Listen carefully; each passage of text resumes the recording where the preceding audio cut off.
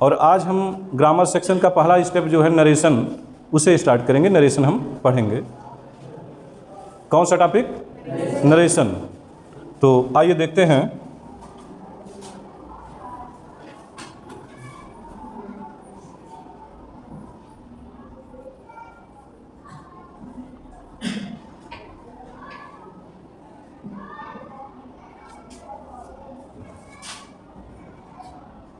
Colour में आप लोगों को कोई प्रॉब्लम नहीं है? क्लियर दिखाई दे रहा है?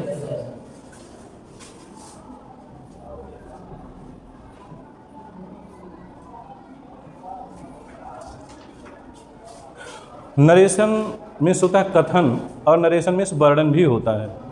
जिस तरह से लाइक मीन्स तरह और लाइक मीन्स पसंद होता है, ऐसे नरेशन का मतलब कथन भी होता है और नरेशन मीन्स वर्णन भी होता है। तो यहाँ ग्रामर सेक्शन में नरेशन का मतलब जो होता है वो कथन होता है। नरेशन के दो भाग हैं। नरेशन के कितने भाग हैं? दो भाग हैं, जिसमें पहला भाग है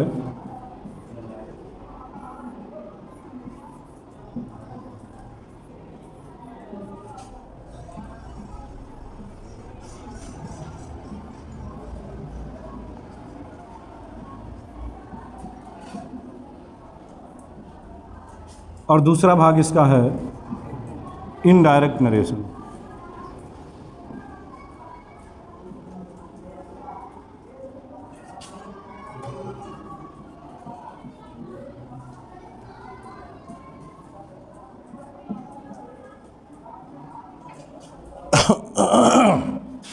डायरेक्ट नरेशन में होता है प्रत्यक्ष कथन।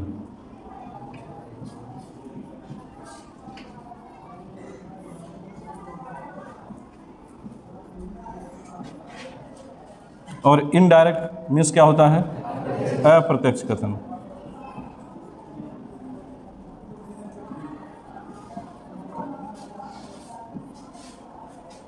अब बच्चों, डायरेक्ट नरेशन प्रत्यक्ष कथन और इनडायरेक्ट नरेशन मीन्स अप्रत्यक्ष कथन, ये क्या होता है इसे हम समझते हैं।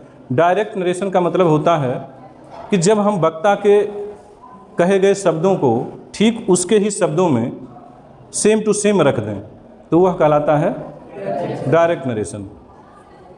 मतलब उसमें हम कोई परिवर्तन नहीं करेंगे, जैसे कहा गया वैसे उसी शब्दों में हम जब रख देते हैं तो वह क्या कहलाता है? Direct narration. इनडायरेक्ट नरेशन क्या होता है?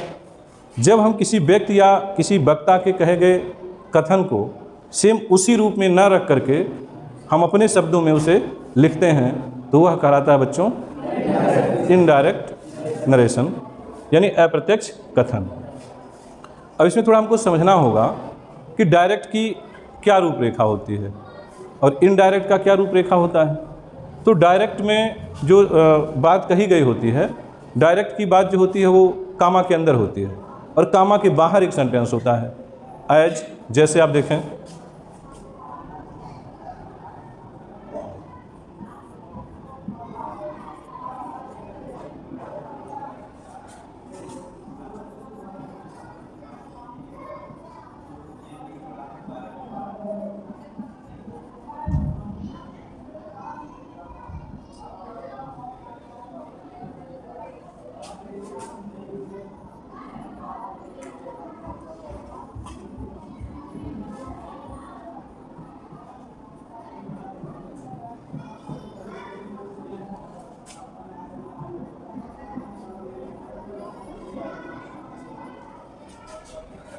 सेंटेंस क्लियर आप देख पा रहे हैं? सेंटेंस क्या लिखा हुआ है? Ram says to Hari, comma, फिर इन्वर्टेड कॉमा में लिखा है I am going to school today. This sentence is written in direct speech. ये डायरेक्ट में लिखा गया है। किस में लिखा गया है? डायरेक्ट में। और इसका इनडायरेक्ट में जब हम चेंज करेंगे तो वो क्या होगा, वो भी हम अभी आपको दिखाएंगे, लेकिन थोड़ा सा आप जान लीजिए। ये जो डायरेक्ट है ना, इसके दो भाग हैं। डायरेक्ट के कितने भाग हैं? दो भाग होते हैं। पहला भाग है ये और दूसरा भाग है ये। ये कामा के बाहर वाला वाक्य है और ये कामा के अंदर वाला वाक्य है। इसे हम सरल भाषा में समझ सकते हैं। तो जो कामा के बाहर वाला वाक्य होता है उसको हम रिपोर्टिंग वर्ब कहते हैं। क्या कहते हैं? रिपोर्टिंग वर्ब कहते हैं। और जो कामा के अंदर का वाक्य होता है उसे रिपोर्टेड स्पीच कहते हैं। क्या बोलते हैं? बाहर वाला, अंदर वाला, रिपोर्टेड स्पीच। अब रिपोर्टिंग वर्ब और रिपोर्टेड स्पीच को हम शॉर्ट में लिख सकते हैं आरबी और आरएस। क्या लिख सकते हैं? आरबी और आरएस। आरबी हो गया ये, और ये हो गया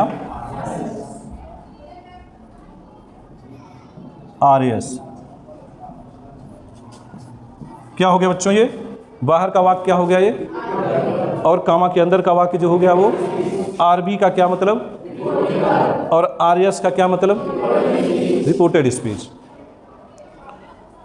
तो अब इस रिपोर्टिंग वर्ब और रिपोर्टेड स्पीच के आधार पर आगे हम रूल राइट करेंगे। तो आगे बढ़ते हैं। ये तो आपने समझ लिया कि डायरेक्ट हम कैसे जानेंगे कि डायरेक्ट में है कि इनडायरेक्ट में। तो डायरेक्ट आप जान लिए कि कामा एक लगा होगा, कामा के बाहर एक वाक्य होगा, और फिर इन्वर्टेड कामा के अंदर एक वाक्य होगा, है ना। अब इसका इनडायरेक्ट जब हम बदलेंगे तो इनडायरेक्ट देख लीजिए, फिर इसे हम समझाते हैं कैसे ये हो रहा है।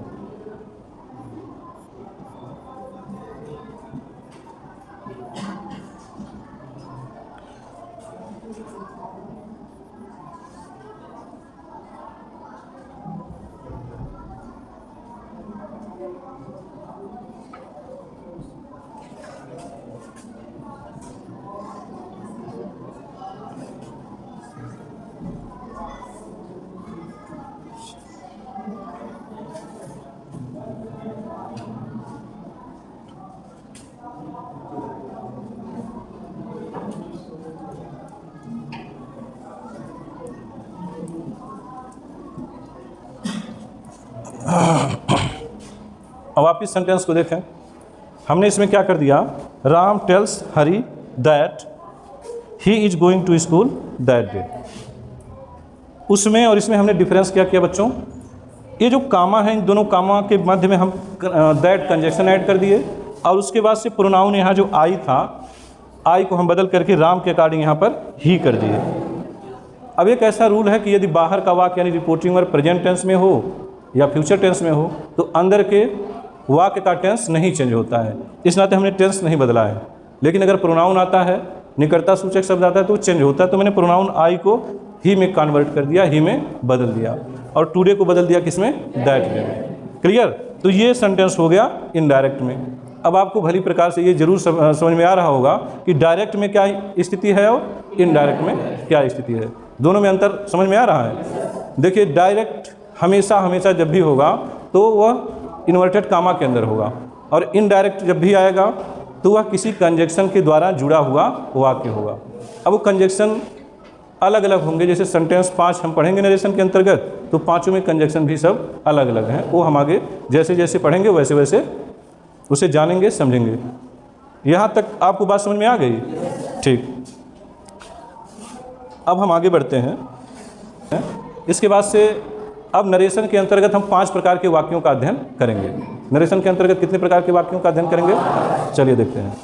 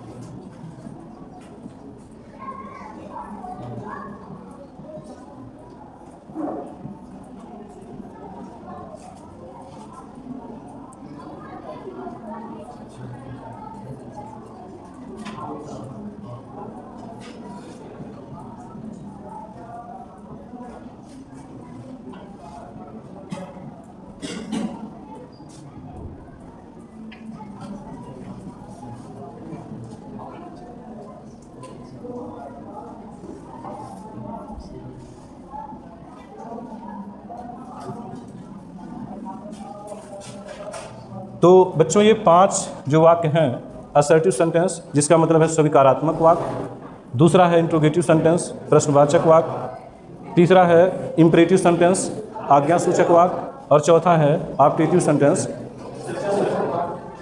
और पांचवा है एक्सक्लेमेटरी सेंटेंस विस्मयादिबोधक वाक्य। थोड़ा सा जान लें, जब आपको टेंस पढ़ाया जा रहा होगा तो टेंस के दौरान आपको 5 वाक्य बताए टेंस के दौरान आपको 4 प्रकार के वाक्य बताए गए होंगे। एक अफर्मेटिव सेंटेंस, दूसरा निगेटिव सेंटेंस, यस, तीसरा इंट्रोगेटिव सेंटेंस, और चौथा इंट्रोगेटिव निगेटिव सेंटेंस। तो फिर ये कहाँ से 5 अलग आ गया? थोड़ा सा जरूर हो सकता है आपके दिमाग में प्रश्न आ रहा हो या ना आ रहा हो तो भी ठीक है, नहीं आ रहा हो तो भी दोनों को हम क्लियर कर देते हैं।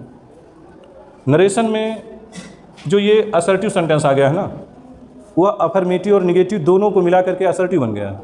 उसमें आप 4 पढ़ते थे, पहला अफर्मेटिव दूसरा निगेटिव। तो टेंस का जो अफर्मेटिव था और निगेटिव था वो इन्वॉल्व होकर के यहाँ बन गया है। ये ध्यान रखिएगा, क्योंकि हम आगे जब पढ़ेंगे ट्रांसफॉर्मेशन ऑफ द सेंटेंसेस तो वहाँ इसकी हमको जरूरत पड़ेगी कि क्या है ये।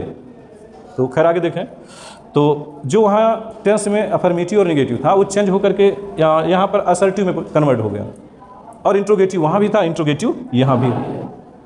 ये 3 सेंटेंस जो और बढ़ गए, ये इंपरेटिव आज्ञासूचक, और ये है इच्छा सूचक, ये है विस्मयादि सूचक। इनका क्या कार्य है? अब इनका कार्य ये है, एक चीज़ और जाने आप, ये अर्थ के आधार पर वाक्य 5 प्रकार के होते हैं। किसके आधार पर? अर्थ के आधार पर वाक्य कितने प्रकार के होते हैं? 5 प्रकार के। जबकि वो टेंस के आधार पर वाक्य कितने प्रकार के आपको बताए गए थे? 4 प्रकार के। तो अर्थ के आधार पर जो सेंटेंस 5 प्रकार के आपको बताए गए हैं, ये हम नरेशन के अंतर्गत पढ़ेंगे, और ये बोलचाल की भाषा में भी प्रयोग इनके होते हैं। अब थोड़ा सा समझिए, हमने असर्टिव आपको बता दिया। असर्टिव में क्या है? अफर्मेटिव और निगेटिव को मिला के बनाया गया है असर्टिव, और ये इंट्रोगेटिव तो आपका वही सेम है। अब इसमें इंट्रोगेटिव में दोनों आ जाएंगे, चाहे वो इंट्रोगेटिव हो और चाहे इंट्रोगेटिव निगेटिव हो, दोनों को शामिल करके किस में रख दिया गया बच्चों? इंट्रोगेटिव में। इस प्रकार से टेंस का जो 4 सेंटेंस था वो समाप्त हो गया। अब बच्चा ये इंपरेटिव सेंटेंस, इसका मतलब होता है आज्ञासूचक वाक्य। आज्ञासूचक वाक्य का क्या रोल है, क्या कार्य है, क्या भूमिका है? बच्चों जैसे हम हिंदी में देखते हैं कि किसी को या आप लोगों को कहा जाता है कि अपने कमरे में जाओ, अपनी किताब खोलो, यहाँ आओ, ये सब आज्ञासूचक वाक्य हैं, यानी इंपरेटिव के सेंटेंस हैं, लेकिन वो हिंदी में है। किसमें है? हिंदी में है। और उसी को हम इंग्लिश में जब कन्वर्ट करेंगे तो इंग्लिश में हो जाएगा, जैसे आपसे कहा गया कि आप अपनी किताब खोलें, तो ये हो जाएगा ओपन योर बुक। अपने क्लास, अपनी कक्षा में जाएं तो गो इन योर क्लासरूम, आप सभी लोग बैठ जाएं, यू ऑल सिट डाउन। तो ये सब क्या हो गए? आज्ञासूचक वाक्य हो गए। और इसके और भी भाग हैं, वो आप डिटेल में आगे पढ़ेंगे जब हम ट्रांसलेशन पढ़ेंगे उस दौरान। अगला है ऑप्टेटिव सेंटेंस। ऑप्टेटिव सेंटेंस का मतलब ही होता है इच्छा सूचक वाक्य। इसमें वक्ता जो होता है, जो बोलने वाला होता है, वो अपनी इच्छा को व्यक्त करता है। अगर वो खुश है तो आपको आशीर्वाद देगा, कहीं वो नाराज़ है तो डांट भी सकता है, और कहीं आपके भाव से दुखी है वो डांट नहीं सकता, श्राप देगा। आपके कार्यों से बहुत खुश हो गया तो आपकी प्रशंसा करेगा, बड़ाई करेगा।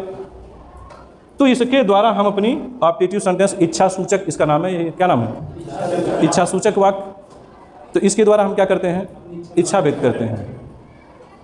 अब इससे किसी को हम आशीर्वाद देते हैं, किसी के लिए शुभकामना करते हैं, किसी को बद्दुआ देते हैं, किसी को शाबाशी देते हैं। ये सब कार्य हम अपनी इच्छा के अनुसार, जो हमारे हृदय में उत्पन्न भाव होता है, बहुत खुश होते हैं तो प्रशंसा, बहुत खुश होते हैं कार्यों से तो आशीर्वाद, कार्यों से बहुत हम दुखी होते हैं तो श्राप। तो ये हम अपने हृदय की जो एक पुकार होती है, जो इच्छा होती है हमारी, वह हम व्यक्त करते हैं किसके द्वारा? बच्चों, ऑप्टेटिव सेंटेंस के द्वारा। अब लास्ट वाला जो एक्सक्लेमेटरी सेंटेंस है, इससे हम आश्चर्य व्यक्त करते हैं। क्या व्यक्त करते हैं? आश्चर्य व्यक्त किया जाता है एक्सक्लेमेटरी सेंटेंस के द्वारा। और दुख भी व्यक्त किया जाता है, प्रसन्नता भी व्यक्त की जाती है। अभी आप सोच रहे हैं कुछ मैच कर रहा है ऑप्टेटिव में। ऑप्टेटिव और इसमें अंतर ये है कि ऑप्टेटिव में हम अपनी इच्छा के अनुसार किसी को श्राप देते हैं, किसी को क्या करते हैं? बद्दुआ देते हैं, जो हमारी भावना होती है। इसमें क्या करते हैं? हम दुख व्यक्त करते हैं, हम दुख व्यक्त करते हैं या प्रसन्नता व्यक्त करते हैं। किसके द्वारा? या आश्चर्य का भाव हम प्रकट करते हैं। तो दुख, प्रसन्नता या आश्चर्य का भाव हम व्यक्त करते हैं एक्सक्लेमेटरी सेंटेंस के अंतर्गत। और ऑप्टेटिव सेंटेंस के अंतर्गत हम अपनी इच्छाओं को व्यक्त करते हैं। अगर प्रसन्न हैं तो मतलब किसी के कार्यों से प्रसन्न है तो हम उसे आशीर्वाद देते हैं। उसके कार्यों से हमें चोट पहुंच रही है तो हम उसे बद्दुआ देते हैं। ये भावना हम ऑप्टेटिव सेंटेंस के द्वारा व्यक्त करते हैं। तो आशा करते हैं कि जितना आज पढ़ाया गया आप लोगों को भली प्रकार से समझ में आ गया होगा।